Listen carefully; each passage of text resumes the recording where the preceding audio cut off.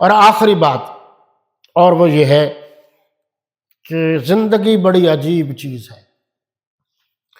ہم جب پڑھتے تھے، ہم شوق سے پڑھتے تھے۔ زندگی میں مختلف مراحل آتے ہیں، بڑی آسانی سے یہ دینی تعلیم حاصل نہیں ہوتی۔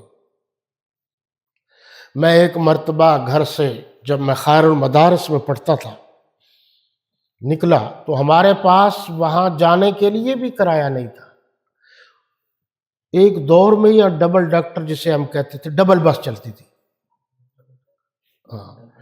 ہاں وہ چلتی تھی، تو میں گیا پل پر اور میں نے سوچا کہ اب کیسے جاؤں۔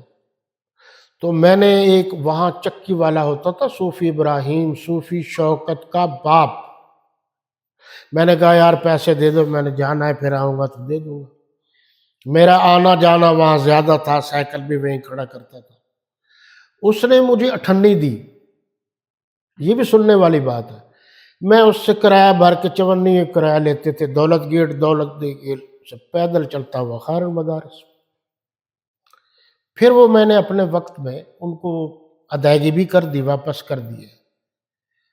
لیکن یاد رکھنے والی بات یہ ہے کہ جس نے مجھے 8 آنے دیے تھے، مجھے وہ بھی یاد ہیں۔ جس نے میرے سر پر ہاتھ رکھا تھا، شاباش تم اللہ کا قرآن پڑھ رہے ہو، مجھے وہ بھی یاد ہے۔ جنہوں نے مجھے دھکے دیے تھے کہ تو کیسا سنی ہے، تو وہابی بنتا جا رہا ہے، وہ بھی مجھے یاد ہے۔ اور جنہوں نے ہماری جوتیاں اٹھا لی تھیں، وہ بھی مجھے یاد ہے۔ اور جنہوں نے ہمارے سائیکل چھینے تھے، وہ بھی ہمیں یاد ہے۔ اور جو باغ میں کھڑے ہو کر ہمیں ڈراتے تھے کہ اس راستے سے نہ گزریں، وہ بھی ہمیں یاد ہے۔ تو زندگی مختلف مراحل کا نام ہے، کبھی خوشی ہوتی ہے، کبھی غمی ہوتی ہے، کبھی نشیب و فراز ہوتے ہیں، پھر دین کے کام میں تکلیفیں اٹھانی پڑتی ہیں۔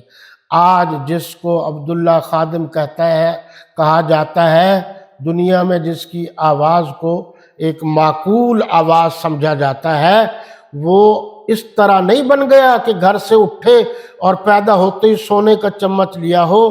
ہم تو غریبوں کی اولاد ہیں، یتیموں مسکینوں کے میں سے پڑے ہوئے ہیں۔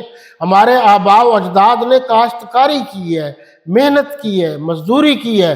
مزدور کا بیٹا آج اس باپ مزدور کے لیے دعائیں کر رہا ہے جو اللہ کے پاس پہنچ گیا ہے۔ تو محنت کرو، انشاءاللہ محنت کبھی ضائع نہیں جاتی۔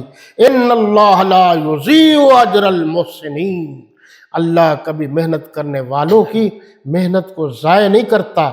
آپ تشریف لاتے ہیں، پورے یقین سے کہتا ہوں آپ کا مطلب اللہ کا قرآن سننا ہے، اللہ اور اس کے رسول کی رضا ہے۔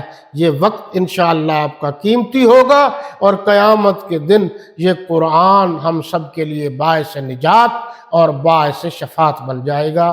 وما علینا الا البلاغ، ربنا